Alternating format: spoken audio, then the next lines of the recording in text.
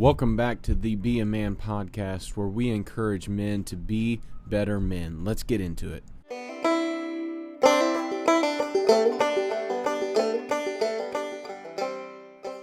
Welcome back to the Be a Man podcast. I'm glad you're here today. I hope that you enjoy this interview. I had the opportunity to talk with Evan, and Evan is a former model who turned into fitness and has an interesting story that I think you're going to really enjoy hearing, because he came out of that and is a Christian now. He's a God follower and is serious about spiritual and physical needs in men, and want to see a lot of men change both spiritually and physically. But he lays out some very helpful, simple tips, some simple plans, and also just kind of gives a guide for a way forward and some challenges on how to finish out this year on a strong note. So if you like it, go and check it out on either you're watching on YouTube or you're listening on a podcast. All my links are in the description for Instagram, Twitter, you name it.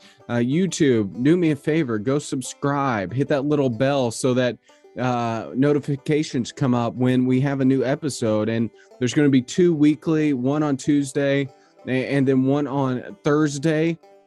Leave a comment if you will. Go rate the podcast wherever you listen there, and leave a review, leave a comment. I love reading those. I love the interaction, and look forward to some new things coming in 2023. I'm working on a website to kind of consolidate everything and also try to provide some good resources. I'm working on some other interesting and challenging and fun things that I think men in general are going to enjoy or find helpful. So look for those coming this next year. But most of all, if you enjoy what we're doing here, please go and share it with a friend. Send the link, post it on your wall, do whatever you do if you enjoy it, because I promise you, there's guys out there who are going to enjoy this conversation I'm having with Evan and other conversations I've had as well. So if you would do me a favor, I would be grateful, thankful, you name it, that word. Thank you for sharing with a friend. It means a lot. I'm humbled by it. I don't take it lightly. I value your time. I value your attention. I value your ears for listening or your eyes for watching. And I do really appreciate all the support. And I'm looking forward to what is in store for 2023. And I hope you are as well, as we encourage men to become better men. But with that, let's get into it. All right. Welcome back to the podcast. I'm excited tonight to have Evan on. Dude, introduce yourself. Who are you? Tell people about you. Yeah, man. First of all, honor you for having me on here. It's a pleasure, man. But I'm Evan, 22. First and foremost, I'm a follower of Christ. Awesome. I'm a weight loss and mindset coach for Christians. Some people call me a body stewardship coach. That's cool. So I guess what I do is I help men lose weight, burn fat, and get fit without restrictive diets, without, spending hours in the gym, or without it becoming an idol. So that's pretty much what I do. Yeah, that's awesome. Okay. You said something there I want you to expand on, but first, what do you mean not becoming an idol? Yeah. So it's kind of, I'll take you way back, I guess. So sure. High school, I was passionate about football. So freshman year, I transferred to a bigger school, and I wasn't starting because I was 115 pounds. I was literally a stick. I put on 60 pounds in 1 year, the unhealthiest way possible. Yeah. And from that, I got a bunch of belly fat, got some man boobs, and I became insecure, just self-conscious of how I looked. Developed really bad social anxiety. Like, I would hide in the locker room because I didn't want to be in the commons where everybody was. I would wear hoodies, all that stuff. So didn't really have any friends in high school. I just played video games and did my own stuff. So high school was very painful 4 years for me, for sure. So after I graduated, I was like, dude, that was painful. I'm not going through that. I gotta take responsibility for my life. Nobody else is coming to save me. So I decided to start a fitness journey and started like reading, watching videos on nutrition, exercise, all that stuff. And I created an Instagram page just to document my journey. And I know I built up a following on there. So went to college to study exercise science. I wanted to be a strength coach. So got some followers on Instagram, had it up to about 50,000 followers. Got some brand deals through that.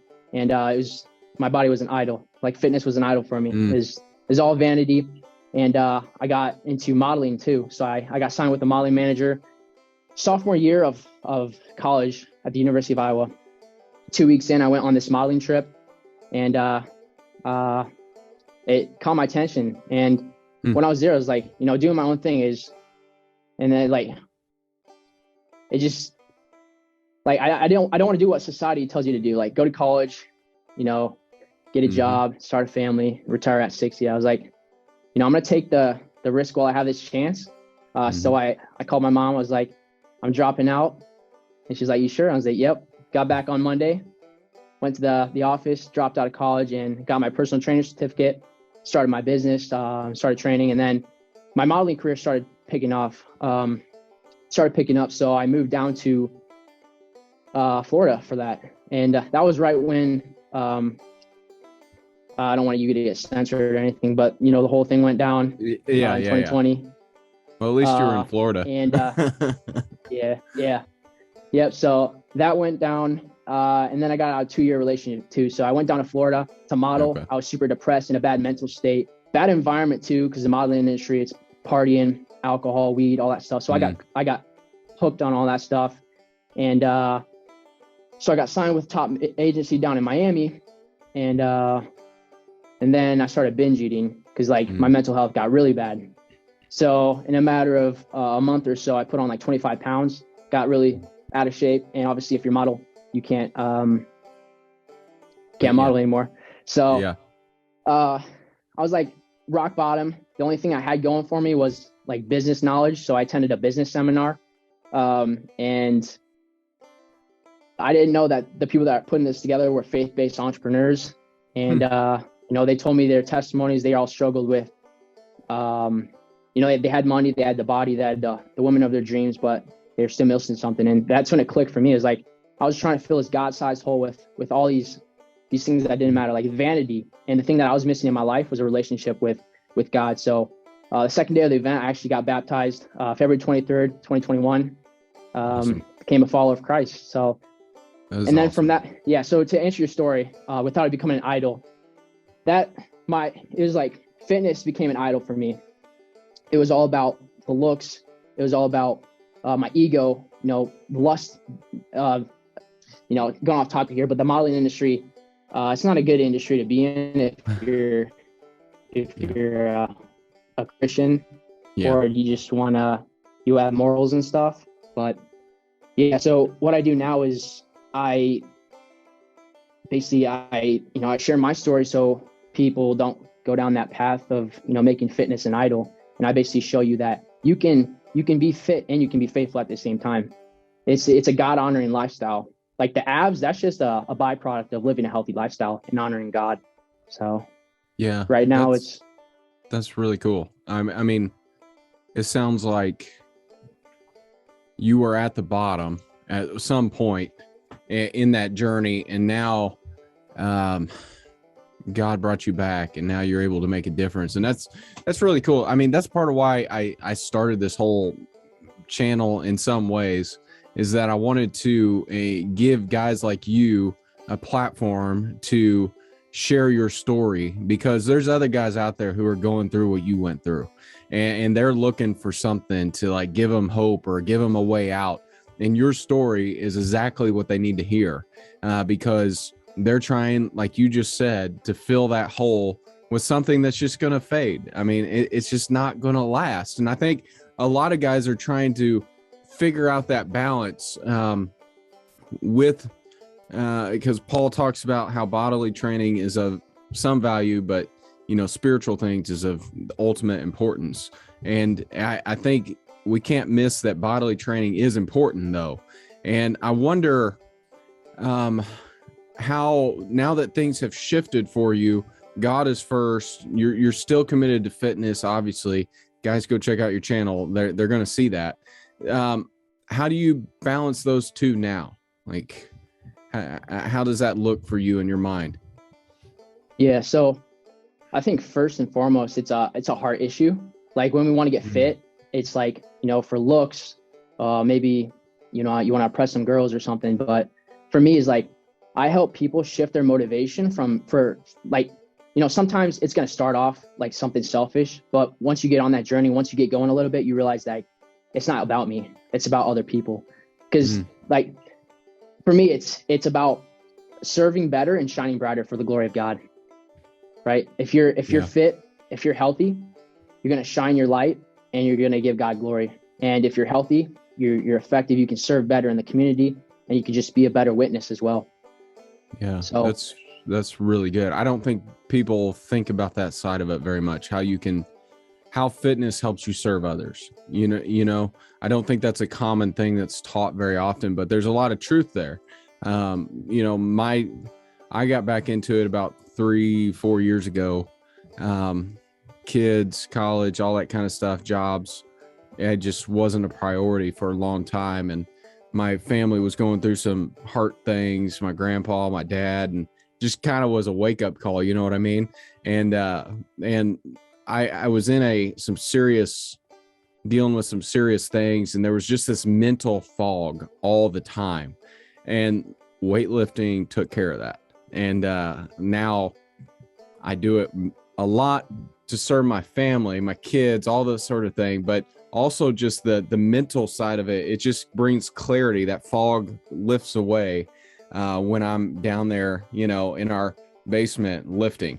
It's satisfying in that way. And I wonder if you could speak a little bit to that, just the mental side of fitness as well. Yeah, that's good too. And I want to bring something up too, is because a lot of people rely on the gym for their therapy. They don't go to God first. So that's a problem too. Point. And that's what I want to do with my content. I want to bridge the gap between faith and fitness, because there's people like me that it's just fitness. There's no relationship with God. And then there's people that are Christians, but they're unhealthy. They don't really take care of their fitness. So I want to bridge the gap and have that balance like we just talked about. But yeah, fitness is working out is definitely good for mental health. Endorphins rushing, all that stuff. And it's just what I do is I put on a podcast like self-help or a Christian podcast, or I put on some worship music, and I use that time in the gym as worship to God, just to honor him with my temple. And it helps me prevent myself from making my body an idol, so yeah, that's really good. And I wonder what you would tell, let's say somebody's listening and watching this, and they've been on the fence for a while, and maybe we've got some younger viewers, maybe we have some older viewers, and they're like, you know what, maybe I do need to start working out. Maybe I do need to start doing something, bodily training. What would be some tips to get started? What are some, first avenue? Let's say they don't really have any experience at all. What would you tell them? Yeah. First things first is we need to have a motivation for why we're actually doing this. So we need to have that why, because that's going to drive us. That's going to keep us going when we don't have that motivation. So that's the first thing. We need something that guide us. And then I would recommend 3 times. So I'll just give you what my program entails. So I have 3 pillars. I have mindset, meals, and movement. So I break it down into these 3. So mindset is making sure that we're just cultivating that mindset to stay disciplined, focus on what matters most, and not give into instant gratification, because discipline's a muscle we can build. So make sure that you're denying yourself, focus on what you really want over what's in the moment. Meals. So just tracking your daily meals. And I recommend, if you're new to fitness, start tracking 2 things. So calories is going to determine whether or not you lose weight, you maintain weight, or you gain weight. So that's the first thing. So if you want to lose weight, that's calorie deficit. And then protein is going to determine what you look like in the process. If you don't eat enough protein, your weight might change, but you're not going to see physical changes. So protein determines what you look like in the process. You don't want to look skinny fat. You want to look lean and defined and toned. So that's what protein is. So eat 1 gram of protein per pound of goal body weight. And then for calories, like I said, it just depends on whether or not you want to lose weight, maintain weight, or gain weight. So to find your maintenance calories to maintain weight, just multiply your body weight by 14, and that'll give you a good ballpark estimate. So use it accordingly. If to lose weight or gain weight, you just add on or decrease your calories by 300 to 500. And then the last thing is movement.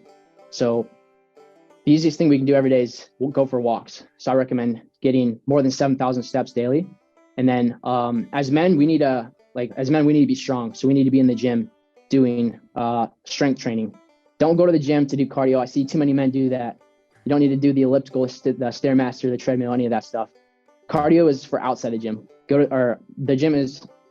So cardio is for outside the gym, and the gym is for strength training. So 3 times a week in the gym minimum, focusing on strength training. So that's like a get started. Yeah. Now, do you recommend a push-pull legs, or what's your go-to? Yep. Right now I'm doing push-pull legs. So Before, like I said, I used to be go to the gym every day, back in the day. And right now I've been doing push-pull legs 3 times a week, and I'm shredding down, getting the best results I've seen in my life. So, the gym is when we break down the muscle, and outside the gym, that's when it builds up. So definitely make sure you're making your rest and recovery a priority. Yeah. There's a lot of questions. Like, sometimes guys will be tracking their calories. They'll be doing all this. I've dealt with this too. I'm dealing with it right now, actually, but it's like you've been cutting, you've been losing. And then it seems like you hit a plateau, and it seems like you've cut your calories, but something's not giving. And it's just like you can't get under that certain weight. What would you recommend? Like, what would be a step to take? Yeah, so there could be a few things.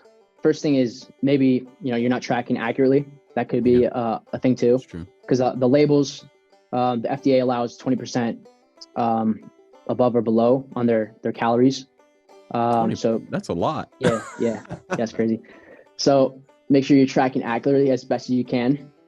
Second thing is metabolic adaptation. So your body adapts to the calories that you're giving it at a certain time. So if you're eating, 2,000 calories for 6 months, and then you stop gaining weight, then your new maintenance is at 2,000 calories.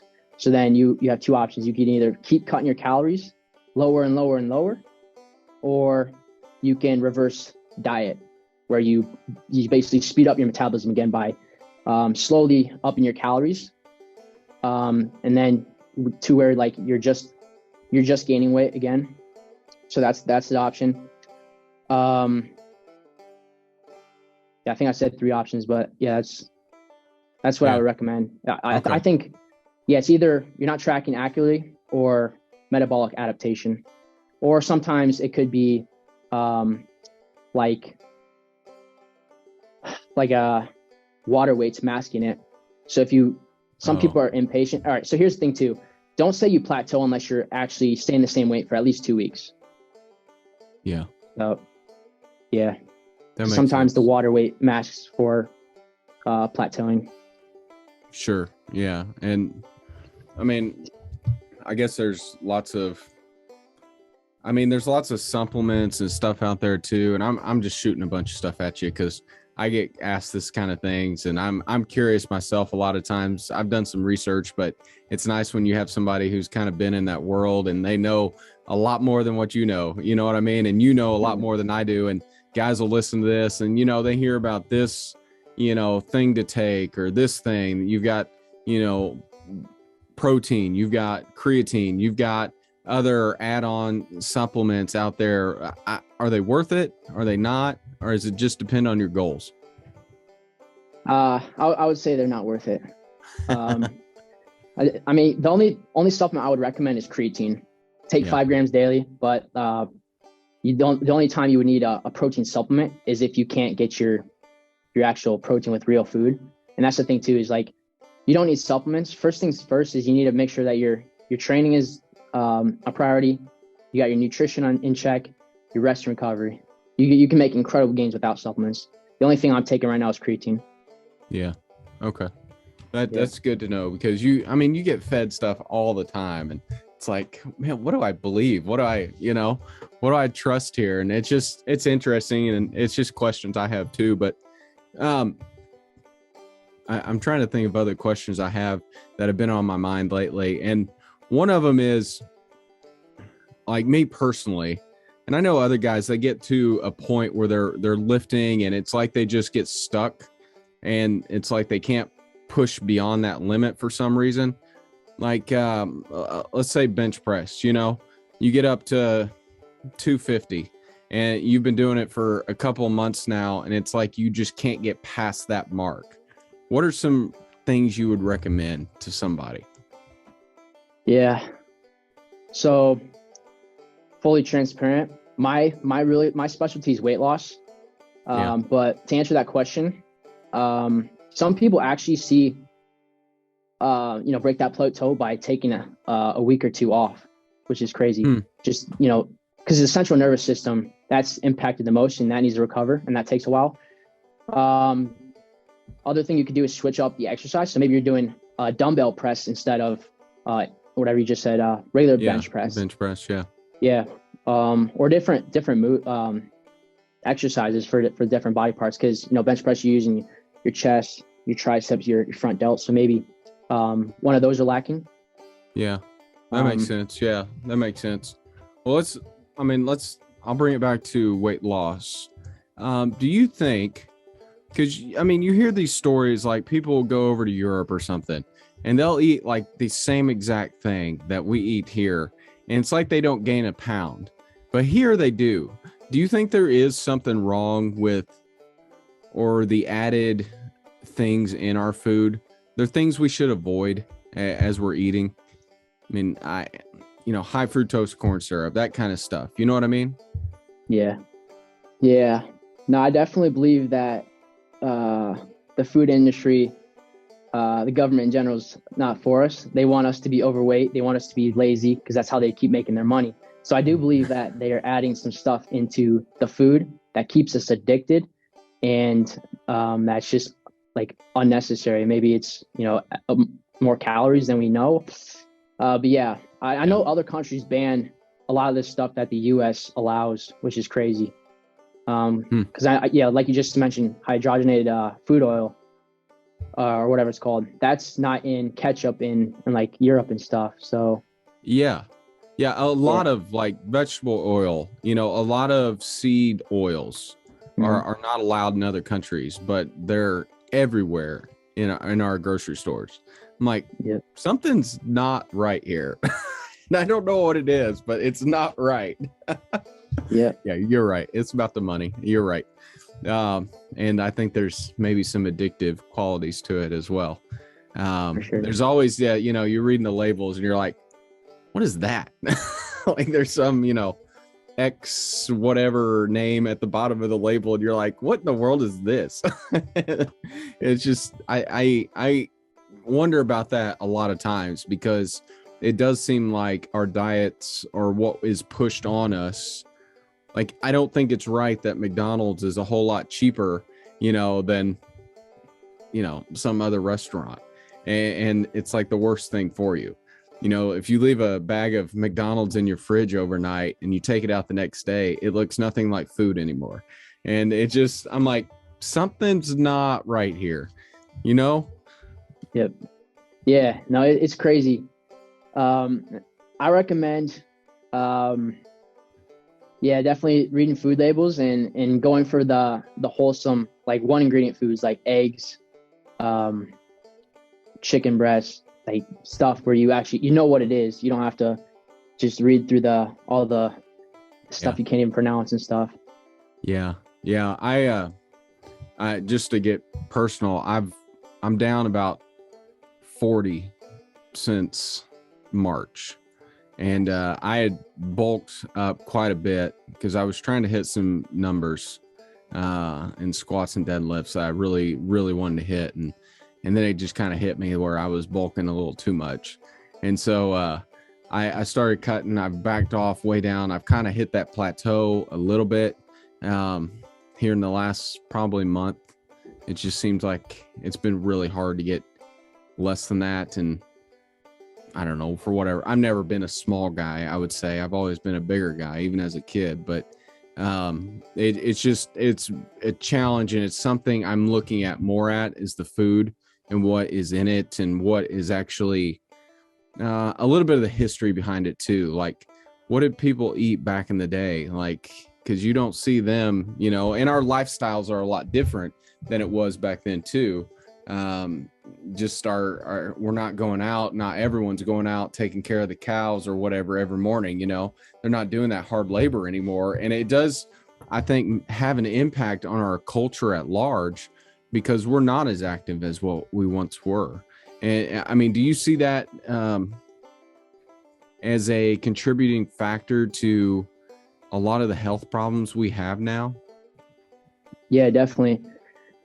Yeah, like you said, most of our jobs are sedentary, you know, sitting at a desk all day, and the food's highly processed. And you know, it's crazy. This might be a little off topic, but if you ask any overweight person, they know what to do to lose weight and be healthy, eat healthier and move more. So why is it that 70% of the U.S. population is obese? Something's not clicking. If we know what to do, why are we still struggling? I believe the enemy's biggest tactic is emotional eating. Because we realize that we don't realize how serious it is, the consequences of it, because we don't see it until months or years down the road when we're slowly packing on weight. It's slowly killing us. So yeah, emotional eating is probably a big factor with the obesity problem in the United States. Because honestly, it's not so much about what's on our plate, but what's between our ears. It's those personal beliefs and attitudes, because ultimately those determine our behaviors. And I found that there's 4 reasons that people struggle to lose weight, or they struggle with their weight. First one is they have self-sabotaging beliefs that hold them back. Second one is their self-image is flawed. Like, their self-concept of themselves is flawed. The body that they have right now is the body they see themselves having. The third one is self-esteem. They don't feel like they deserve to be healthy or have a nice body. And then number 4 is self-empowerment. They're just not taking responsibility. And the responsibility is the hardest one, because sometimes it gets to the point where your doctor says you have to lose 10 pounds or you're going to die within the next year. Some people, like, that's when they take responsibility, when they're facing like near-death experience or something like that. Yeah. So yeah, I found that it's really not so much about what's on the plate or physical exercise, because that's the symptoms. Like, our body is just a diagnosis tool for what's going on what's going on in our spirit and mind. Yeah, that's really good. We need to go to the root cause. Yeah, that's really good. So what would you say to somebody who's dealing with the emotional sides of it? Like, you know, that's something I talk about quite a bit on here too, is not being emotionally driven or feelings driven. And that feelings can look in a lot of different ways. You know, it can be anger, it can be sadness, it can be a lot of different things. And one of those symptoms, I think, a lot of times is eating. And we eat, you know, when we're whatever emotion we're going through. Well, what do you tell somebody, like, just trying to start them on that right path? Because I do think this is a very common issue with men and women. Yeah. So like I said, I work with Christian men mainly. So I call these the 3 P's. So first one is pause. The second one is pray. And the third one is portion. So pause. Before you get into the bag of Doritos or anything, ask yourself, are you hungry or are you emotional? You're angry, lonely, stressed, tired, bored, whatever it is. If you're feeling emotions, then you need to change your state of being. And your state of being is based on how you feel and what you're thinking in the moment. So easy thing you can do that is get out of the environment, worship God. Worship God. Change your state of being. It's going to take your mind off food and onto God. So yeah, that's one. That's the first one is pause. Second one is to pray. Ask Jesus to come sit at the table with you. Like, I don't know about you, but if Jesus is sitting in front of me across the table, like I'm not gonna eat like a pig. I'm gonna eat mindfully, and I'm gonna be fully present in the moment. I'm gonna like just listen to what he has to say, ask him questions, stuff like that. And submit your food, just submit what you're eating to God. So that's pray, and then portion. So instead of eating out of bags and containers and all that stuff, portion out your food. Use a scale, the measuring, what do you call them, cups, whatever you have to do. Just portion out. Don't eat out of containers, boxes, bags, stuff like that. So that's what I use with my clients is the three P's before you eat to help with emotional eating. That's really good. I've never heard. I've read a lot of books. I've never heard the praying one. Act like Jesus is sitting across the table. That is really, really good. I've never thought of it like that. I like that a lot. Yeah. That's probably going to be part of the reel, I think, when I make this Instagram post, because I like that. I think guys, if they thought of it like that, they would view their eating a whole lot different. And because you're exactly right. I mean, I wouldn't eat the same way if he was sitting there. You know what? I probably wouldn't eat hardly at all because I'd be so enamored. You know what I mean? Yeah. That's really good. I like that. So, I mean, you've poured out a bunch of stuff here, but what are you ultimately wanting to accomplish with all your content, all your Instagram page, helping these guys out, those Christian men? What's your end goal? My end goal is just to basically, ultimately just decrease the obesity in the United States. Because I feel like, as Christians, like there's a lot of Christians that are overweight. And, to the outsiders, it's not very attractive. We're supposed to be the light of the world. We're supposed to be a witness. And like, I'm not judging or anything, but like I was an outsider and I saw Christians as just these overweight, freaky people and stuff like that. But yeah, man, I'm going to bridge the gap. I want to make sure that people are getting fit for the right reasons, keeping God first, and just making this a God honoring lifestyle. Because as a byproduct of living this God honoring lifestyle, you're going to be healthy. You're going to have a body that's good looking. So I guess that's my end goal with my platform. That's really good. I think what I'm hearing you say is that being overweight, making these unhealthy choices hurts our gospel witness. It hurts our testimony to others because it comes across a lot like we're being pretty huge hypocrites when we call out things in other people, but we're not taking care of ourselves.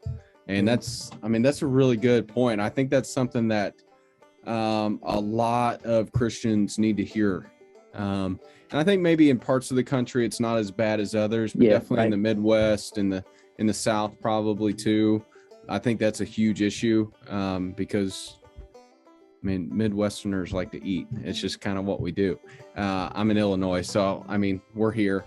And I think that that's huge. That's going to be huge for guys. And I wonder how does, and this is what I've been leading towards, but when we think about fitness, when we think about our eating, apply that to manhood and becoming better men.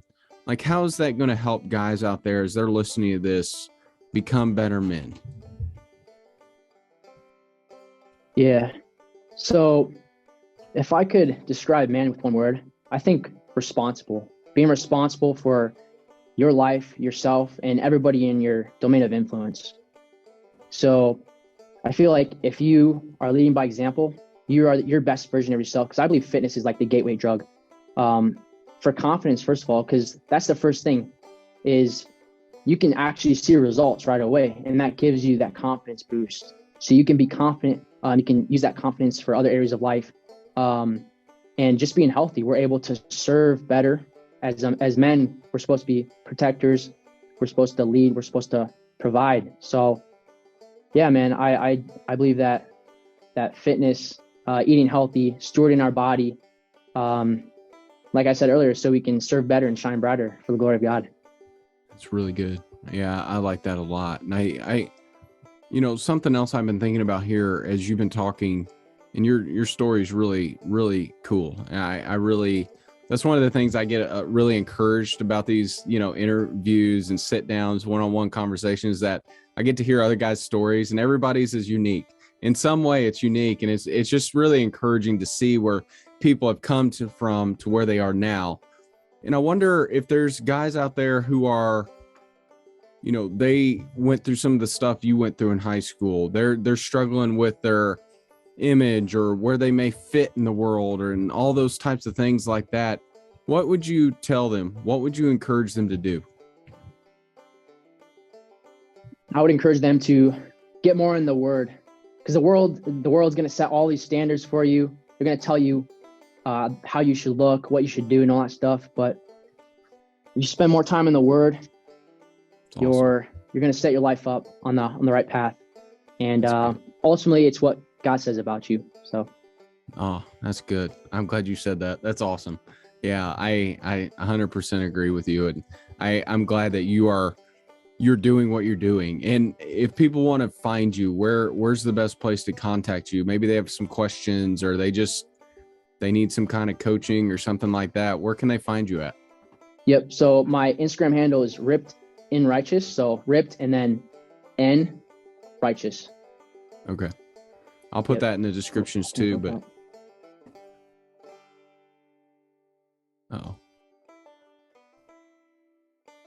sorry, internet connection stable. Yeah. All right. There we go. Yeah, you're good. Yeah. So Ripped and Righteous. I'll put all that in the description, so people have their questions, or they just want to get a hold of you or coaching or something like that. They can get with you, and I hope they do, because it sounds like you are going to point guys in a way that not only is better for them to grow personally, but it's also to grow, I mean, physically, but also to grow spiritually. And that's the other side of it. I think guys often miss is that it's great to be physically stronger, physically healthier, but if they miss the spiritual, like you said all along, they're missing the mark. And you need just as much, if not more, spiritual, because that will guide your physical and your mental and all those other things too. And that's, man, what you're doing is awesome. And you're a young guy, and I'm encouraged by what I'm seeing from guys like you that are doing things different. They're not going by the status quo anymore. They're wanting to make a difference in what manhood looks like and what men look like and the goals they pursue. I'm just telling you, I appreciate you coming on here, and I appreciate this conversation, because I think you get it, and you want to see guys become more physically stronger, but also spiritually stronger to the glory of God. And I couldn't ask for anything more, and it's awesome to see. Thank you, brother. I receive all that. Yeah, man, it's been an honor being on here, and I love what you're doing too. So keep it up. We need men to rise to the occasion for sure. Yeah, definitely do. So what I typically do is I give my guest the last word, some challenge, some, maybe it's some motivational saying, something like that. But what's your last hoorah, if you will, to guys out there as they're listening to this? Okay. Wait, so like a quote or something, or? It can be a quote. It can be a challenge. It can be like, do this week. I had one guy, he's just like, go out there and be intentional this week, just something like that. Like, or maybe, you know what? We have holidays coming up. Holidays are a trigger for a lot of people just to throw in the towel and just blow it. And, I've been part of that before too. What would you say to those guys like that? There's a lot of turkey there. There's a lot of food there. Every Thanksgiving, every Christmas. What would you challenge them so that they don't blow it? So they don't, just give in to all their temptations. Purpose over pleasure. Focus on what matters most. There's going to be food there, but the holiday is meant to gather your friends and family. So make the people feel heard, seen, loved, and focus on the people instead of the food that's in front of you. Focus on purpose over pleasure. That's good. That's a good challenge. I like that. Be purposeful. That is very good. And I hope that guys listen to that and they hear you and they're encouraged to, maybe they've been on the fence and they've just been needing that little push to get right. And this will hopefully push them to get right. And I see your excitement, and when you talk, I see you're enthusiastic about this. And that helps me know you're serious about this. This just isn't some little thing you do. This is what you're about, and you're passionate about it. And that's encouraging to see as I watch you and hear you talk tonight. Yes, sir. I love this. Yeah. No, I'm just here to give hope to the hopeless, encouragement to the discouraged, and inspiration to the complacent. So that's awesome. Well, Evan, I appreciate you coming on, man. I've enjoyed this conversation, and I think other guys will too. So I just want to tell you, I appreciate it.